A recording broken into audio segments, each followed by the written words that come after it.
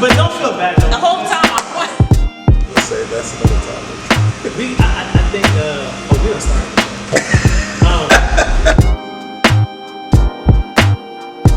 The link below, do you see it? Why are you watching me still? You haven't clicked the link yet. Click it. Click it. Click the link right now. And I wouldn't mind doing that, like more consistently, like just having like a long talk show.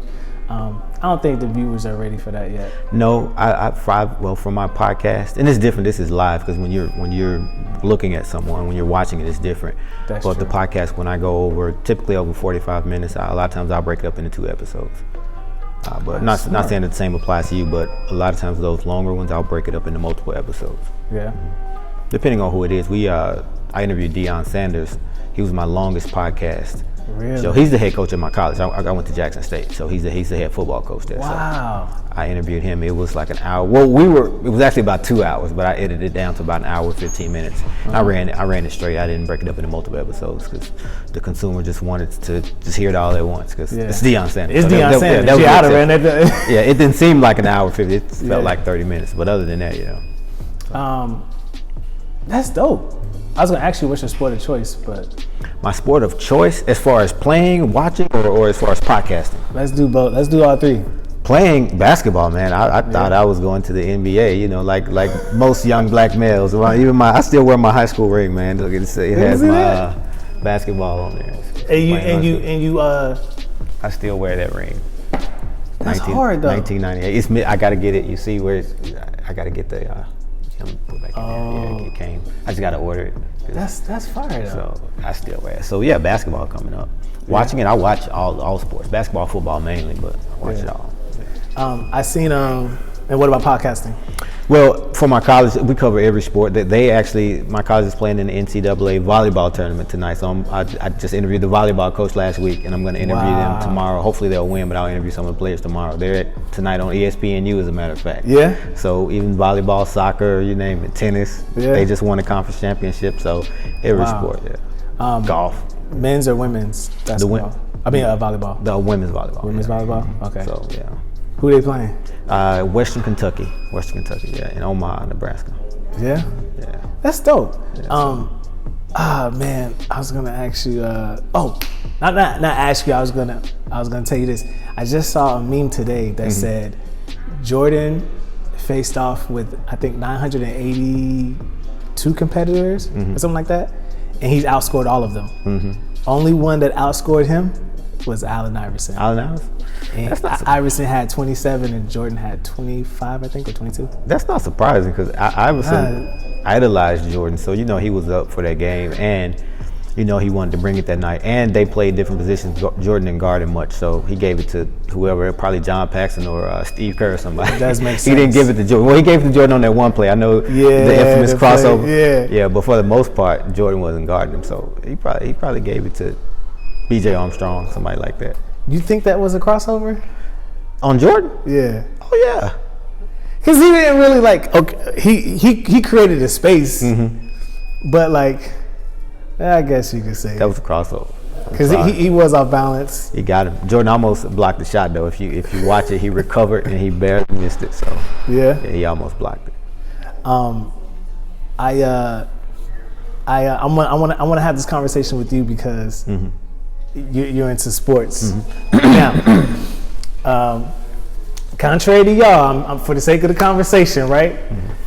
So I talk to a lot of my friends. Like we'll get on a game chat or whatever, whether we're playing 2K or whatever. But we're on game chat a lot of it. That's where a lot of the sports talk goes down on game chat. If I can record our game chat conversations, that's a podcast. That's a show itself. Easy. I bet. But so we talk about Jordan and LeBron a lot. And so, because people had a debate a lot. Me, I'm just like, when it comes to the Jordan in the comparison, it's hard to compare them because the time frames, of course, the generations. But for the sake of argument, I always say I feel like the way LeBron is now, I feel like people just don't want him to have a type of mantle, versus the greats before him. Like people had I remember the Kobe Bryant and Jordan conversations, those conversations people would have. We would talk about them on the basketball court, whatever, and I felt like those were a little bit more easier to have versus the LeBron. So like, where are you at? Do you get into? I'm pretty sure you get into those debates.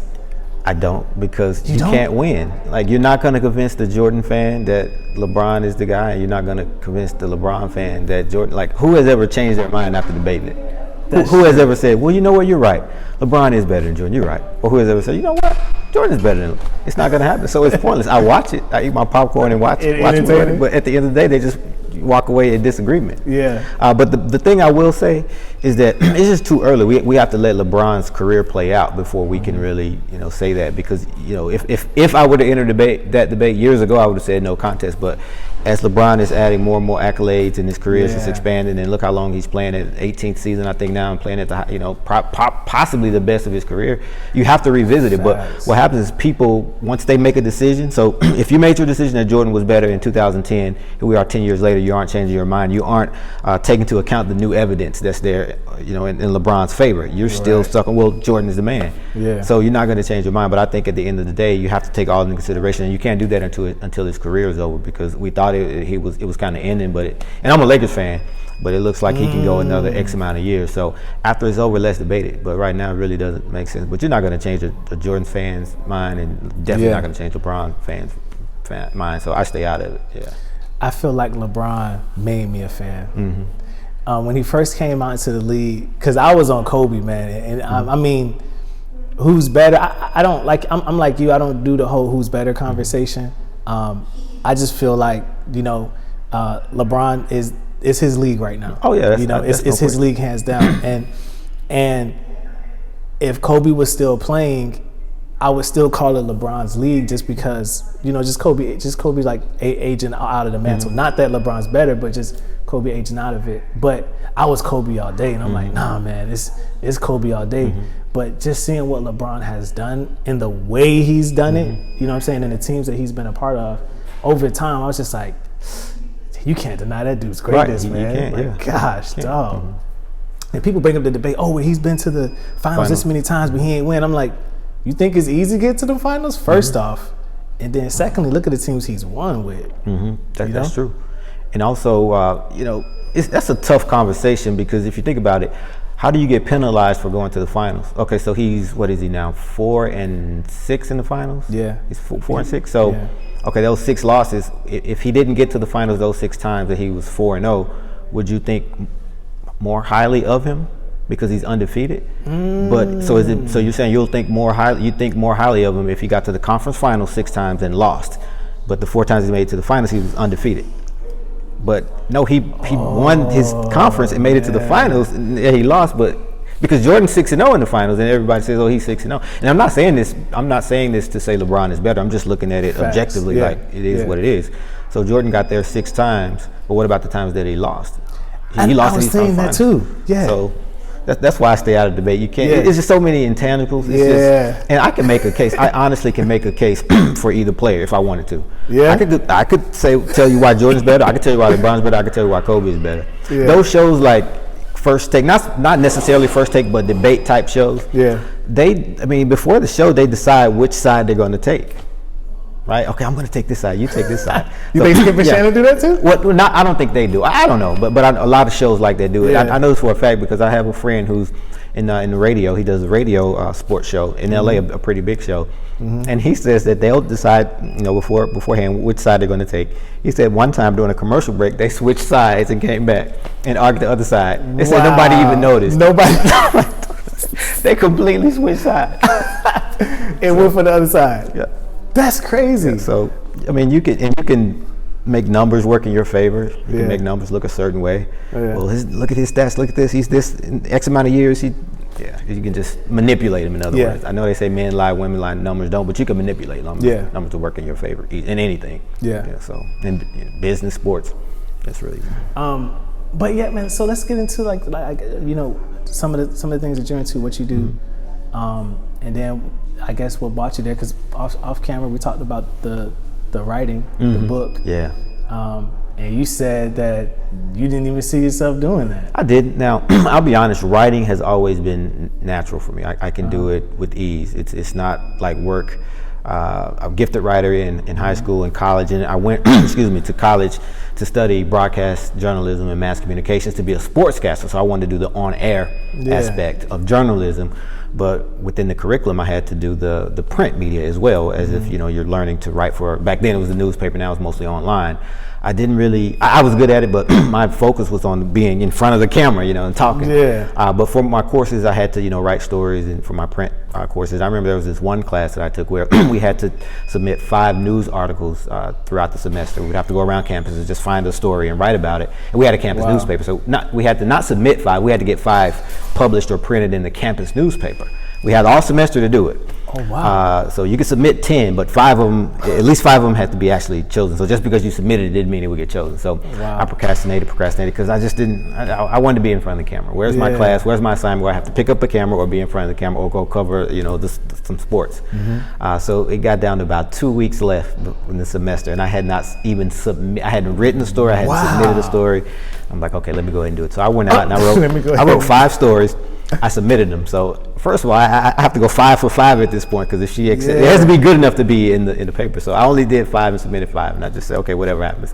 Not only did they approve all 5 and publish all 5, but they ran the same day. So that school's newspaper was pretty much me. I had pretty much all the stories in the newspaper. I remember laminating it and sending it home to my parents and just kind of So and I already knew that I could write, but that just really kind of hit home, like, okay, it may be something here, because and I didn't put a lot of effort into it. I just wanted to get a decent grade and move on, but I got a lot of kudos, and that's let me know, okay, there may be a little bit something to it. So in my professional career, I've done a lot of ad writing for job postings. For my company, I do, when we do hiring, I write the ads. I help other companies write the ads. Now I do blog, a lot of business blogging. So again, writing has been natural, but I've never thought about writing a book. Yeah. That was never a goal of mine. So. Wow. Now, what was your school? My high school or my college? Your college? Jackson State. Jackson State University, HBCU in Mississippi. Yeah. Mississippi. I got family in Mississippi. Okay. Everybody has family in Mississippi. It's one of those places where even if you haven't been, you have family there. Yeah. It's just one of those places. Dang, where were you at in Mississippi? I can't think of it. Damn, my dad knows. But after college, you're considering writing, but you want to do sportscasting. Go ahead. Well, I really didn't consider it, but to be a sportscaster, especially in a small market. Yeah. No, okay, so on ESPN, the guys who are on the set, all that stuff is written for them. They have writers and people go and get the stats for them, and they're just the on-air personality. But in a small market starting out, which I was actually in Jackson, Mississippi, you do it all yourself. You're the cameraman. You go shoot the high school game or the college game. You go and edit it. You write the script, and you go on air and you basically read what you just wrote. So you're a one-man band. Wow. So starting out as an intern, I was the guy, the news anchor, the sports anchor. He would tell me, okay, I would go do his work for him. Go shoot the event, go edit the film, and write the story. Tell me what happened, the stats. So I had to write in order to do that. So I kind of keened it and honed my skills in that capacity as well. So I couldn't avoid it, really. Yeah. Now that I think of it, everything led me back to writing. I couldn't avoid it. So that's crazy. So how does the book come in and all of that? Yeah, so for my business, I do a lot of coaching, a lot of training, whether it's people on personal growth and development, and also organizations on growing their business. I do a lot of public speaking as well. So I've just accumulated a lot of knowledge that I've been sharing with people over the years. It's not, not really written down. A lot of it, some of it is written down, but just past 10 or 15 years, that's what I've done. I pride myself on pouring into others, helping them grow, and obviously, as I said, professionally and personally. So one day, and I'll never forget, it was actually one night, my wife just randomly said, hey, you have a lot of knowledge inside of you. You should put it in a book and write a book. And I really I laughed at her. Like, I can say this now, but I laughed. I'm not writing a book. What are you talking about? I blew it off. She was probably offended. I'm not writing a book. What are you talking about? Yeah. But years later, probably about 2 years later, God led me back to it. I was actually doing an event with Les Brown here in Orlando. He came to Orlando, and I was doing an event with him. And one of the guys on his team, we were just talking and talking about what I do, and he just said, and he had written a book, and he said, dude, you need to write a book. All this that you have, you need to put it in a book. And he told me, he gave me all the reasons why. and it made sense. It just clicked. So I remember having to make that phone. I had to call my wife because at some point I was going to have to tell her I'm writing the book. Now remember, she told me and I laughed at her. And now he's convinced me. So I'm like, okay, so how am I going to explain this to my wife? That I laughed at her, but this guy's convinced me. So I just sent her a text. You know what? I'm going to write a book. You remember? Yeah, so she was right all along. Did she say I told you so? No, it's understood that she told me so. Sometimes you don't have to say it. You know, you can just say, okay. Yeah, okay. And just look, just smile, and How long have you been married? Man, I hope. Let me get these years right. Are we recording? No, I'm just kidding. You know, it's been a lot of years. A long time. No, 15 years. Wow. What was that like? Yeah, I mean, with us, you know, it was one of those things where when you know, you know. Mm-hmm. So, you know, a lot of people were asking me, you know, when we were getting married, are you nervous? I'm like, I'm not nervous. Why are you nervous if you're marrying your friend? You know, you should be nervous if you're not sure. But I said this as a joke, but I say nothing's going to change. You know, her last name is going to change, but other than that, like we're already married. We're already together. We knew we were going to be together. So making it official, I guess now it's on paper and now it's legal, I guess. But nothing's going to change. So it's been, you know, the best experience. And we got married. I guess you could say early. Yeah. 20, 24, 25. I guess they could be early for some. Yeah. But for us, it was just. We knew it was right. Never look back. Never look back. Yeah. And that brings me to your book. Just the title alone, man, is literally that's my life. Wow. You know what I'm saying? Life is easy. We make it hard, and the world wants you to win. Get out of your own way. Get out of your own way. Get out of your way. So go into that a little bit. Yeah, I think God didn't put anyone on this earth without an opportunity to excel and prosper, and you know, just have the things that they not only, you know, desire, but you know, the things that they want, all the necessities, but the things that they desire as well. Right. We all have a gift inside of us. We all have a special talent. We all have potential to do great things. And what happens is when we don't achieve those things, and I love what you said about success. I talk about that in my book as well. Success is not just financially or career-wise. I mean, that is one aspect of success, but it's relationship-wise. Okay, it's health-wise. It's just, you know, it's a number of different things. Whatever is important to you. If you're comfortable and content in that situation, the relationship, the job, the whatever the case may be, that is success, right? If you are healthy, then that considers success. So a lot of times when we don't achieve the things, we don't have the prosperity that we think we should have or expect, we all, and I say we, I use that word a lot because throughout this book, I'm talking, you know, to people, but I'm talking about myself. I'm talking about life experiences, and I'm also talking about just some of the, you know, advice that I've gotten from others as well who've experienced a lot of different things in life. So I say we. This is not me sitting on a pedestal saying my life is perfect. You know, this is what you need to do in order to improve your life. No, I'm talking about my mistakes, how I learn from it, and how I continue. You know, how I still struggle through things, but how I push through things. Yeah. So when a lot of times when we don't have that success that we, you know, desire, we blame outside factors. Well, I didn't achieve this because of that. This person, I didn't, you know, this didn't fall in my favor. We look at everything else except that mirror. Okay, but a lot of times when we look at the mirror, okay, and fix the things that we can fix, okay, what could I have done differently in that situation? I'm not where I want to be career-wise. Okay, what could I have done differently? A lot of times if we fix those things, don't worry about all the outside factors. Yeah, you didn't get the job because the guy gave it to his nephew or whatever. Yeah, sure. But what could you have done differently in your job search, or while you had the job, while you didn't get the promotion? What could you have done differently? Okay, and if we fix those things, 9 times out of 10, we will achieve the success and the prosperity that we desire, and we won't even look at those other things, those outside factors.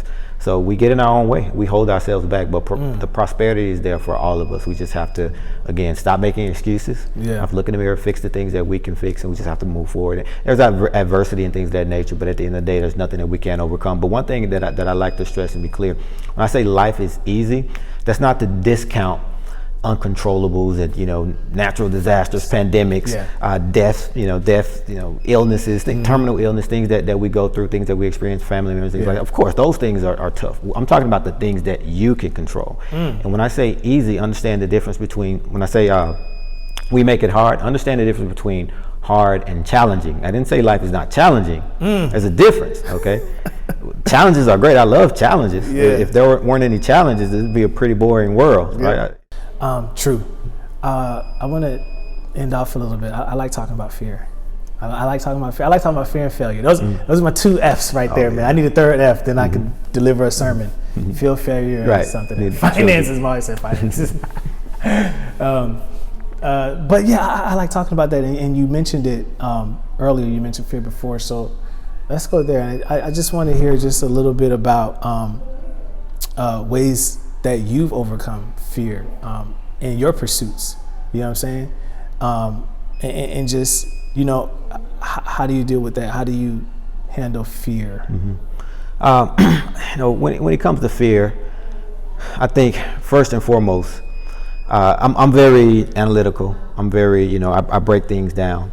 I weigh the pros and cons of every, you know, every big decision. Yeah. So when I'm going into something, a lot of times I already know what my obstacles and what could potentially happen, and I'm already planning for that. So I already have a, you know, I don't want to say a pivot, but I already have a potential solution. Now, I know Mike Tyson said everybody has a plan until you get punched in the face. So yeah, obviously, it's still going to be some things that throw you off, but. Yeah. Again, when it comes to the fear, for me, it's all about aligning myself with people who can get me through those situations, who can put things in the proper perspective and proper context for it. And whenever I'm going after, you know, especially when we talk about goals, it's a simple question I ask myself: is there anyone else who has accomplished this? So I'll give you an example now. Not that I've never done this, and I probably won't ever do this. But let's just say bungee jumping, or just something, just, you know, jumping out of an airplane. I would never be the first person to jump out of an airplane. So let's talk about fear. Would I be the first person to jump out of an airplane? No. Would I be the first person to go bungee jump and skydive? No, I'm not that brave. That's fear. But if I were to want to try it, there'd be fear, but it'd be limited because it's been done before. It's been done for years and ages, and there's people who know how to do it, who are going to teach me how to do it and tell me how to do it successfully. I have the proper equipment, and I have the proper coaching. So that's going to take away the fear. So again, surrounding myself with the person who can get me through the situation. So now let's say, again, I wanted to jump out of I don't know why I'm going to jump out of an airplane. I want to. Okay, you do. Now let's say I was thinking about jumping out of an airplane. Yeah. And I know it's been done before, so I know it's doable. It can be done safely. But I wasn't up in the airplane with someone who has done it before. Then I'm still going to be fearful, even though it's been done. So it's two things that I have to keep in mind. Has it been done before? Yeah. Successfully? Okay, and have I surrounded myself with a person who's done it successfully and can coach me through it? So that's generally how I attack fear. It still can be there, but I want to make sure I minimize it to where my confidence level is high enough for me to when I attack the situation, I'm confident enough to push through despite the fear. So I want it to be minimal. Wow. That's big though, like the confidence higher than the fear. Absolutely. That's crazy. That's the key. Yeah, because you can't get rid of fear. You're not going to be able to totally wipe it away. And I was speaking to one of the guests here, and I was just like, man, I've learned how to do it scared. Whether, because the fear is going to be that I've learned that you can't ever just totally wipe away fear. You just kind of got to do it scared. And then the more you do it, the less scared you are. And the more confident you are. So it's because the fear is still there. Even we're at like. Yeah, it's still there, but I think when you go into it, what's the number one thing on your mind? Is it that I'm scared or I can do this? What if we talk about like the balance beam? Where are we? If we're going into something where the fear is if I'm trying to walk across a tightrope. Yeah. All right. What am I thinking? Am I thinking the fear and I'm going to fall or whatever the case may be? Once I get to a point where the confidence is there, I know at the end, in the back of my mind, I know I can still fall. Right. But am I looking at the end and looking at the tightrope, like, I got this. I'm going to make it. Now I can go ahead and start and attempt it because my confidence level, like you said, has outweighed that fear. Has outweighed the fear. Wow. That's big, man. That's huge. And that's my encouragement for myself primarily, and to everyone else. It's just like, just do it afraid, because you can't, and I said it earlier, you can't duplicate someone else's success. So you might not see the same outcome that this person have seen, and there's no guarantee either. And that's where risk comes in.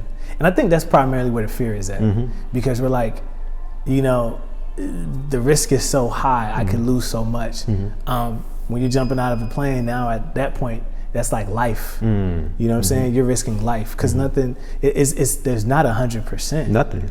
You know, it's not 100% that you make that jump, but your risk. What are you willing to gamble? What are you willing to risk? And I think with owning a business, entrepreneurship, doing something like that, that's livelihood and future. You're betting your future on this investment or on this endeavor, like your future. Right. And when you start talking about that, like fear of failure hits hard when you start talking, when a person starts talking about their future. You know, people have committed suicides because their livelihoods were taken from them. You know what I'm saying? The ways they make money and stuff like that. Absolutely. And you know, you're talking about those two F's. You said fear and failure. Yeah. So failure isn't, my perspective is failure isn't the problem, because all failure does is just get you a step closer to success. There is rarely success without failure. Failure is not the opposite of success. It's a part of success. Right? Most people think, okay, I failed and I can't succeed. No, the way that you get to success is not by avoiding failure, because you can. It's actually by speeding up your rate of failure.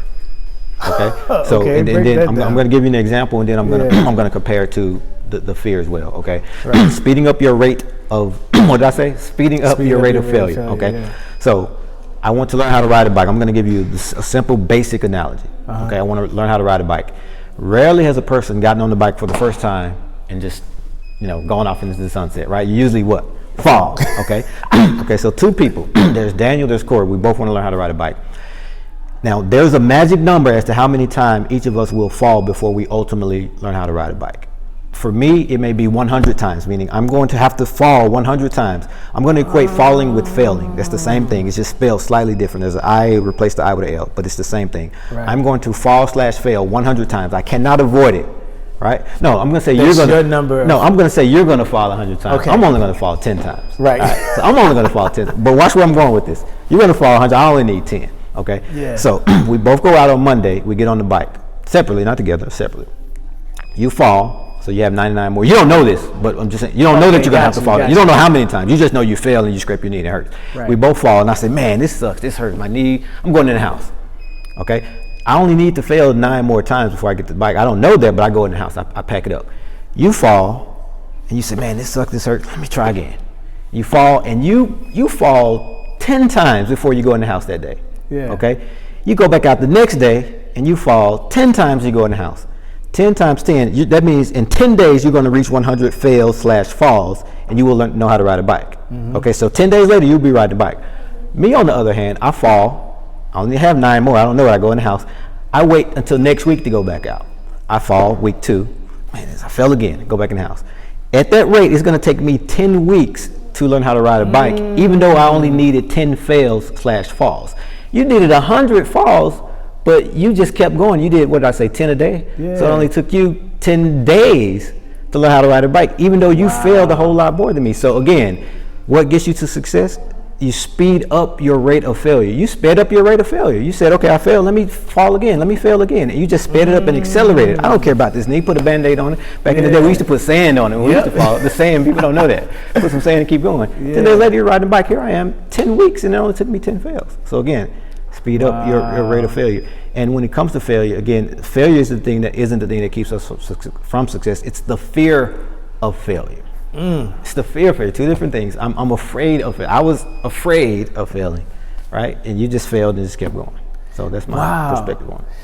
And that's huge. But I forget how many hours they say you have to put in before you become a master at something. They say 10,000. It's like an astronomical number. It's like 1,000, 10,000, or So if you can, if that's the norm or the standard, get them hours out the way. Get it out of the way. Because you can only become good at something.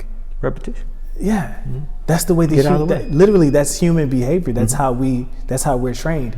That's why we can. I'm gonna get into my conspiracy bag, but that's how we can be trained as humans. Whether you're gonna have a demon as a child, or whether you're gonna have somebody as an adult, or you're gonna have somebody that's a true contributor, honest contributor to society, is what happens when they're little. That's why I know people talk about the school system and all of that and everything and what's being taught and everything like that, but that's how you get an adult. It's in those those early years are gonna set that kid up on a path of adulthood. That's true. And no matter how much that child might not, or the adult might not want to do it, they turn back to it because of that child programming. You can't escape that. And it goes back to your book title. Life is easy, we make it hard. Like, we complicate this living experience because we place all of these things that were never intended to be on the mind or never intended to be of importance, like we like to say. And we try to legislate and regulate human behavior, and you can't do that. I call that building from strength. You build on your strengths. A lot of people, we look at our weaknesses, which we always have them. What do we call them? Weaknesses, flaws, whatever the case may be. Right. But build from strength. So if you look at the foot, I do a lot of analogies, and I'll use sports. This is a crazy one, but follow me. So if you have your quarterback, what is he good at? Throwing the ball. So in practice, what is he working on? His passing drills. You don't see him over there doing tackling drills, right? He's working on his passing. What is he doing? Building from strength. So I apply that throughout life, business. Yeah. And it's taken me a long way.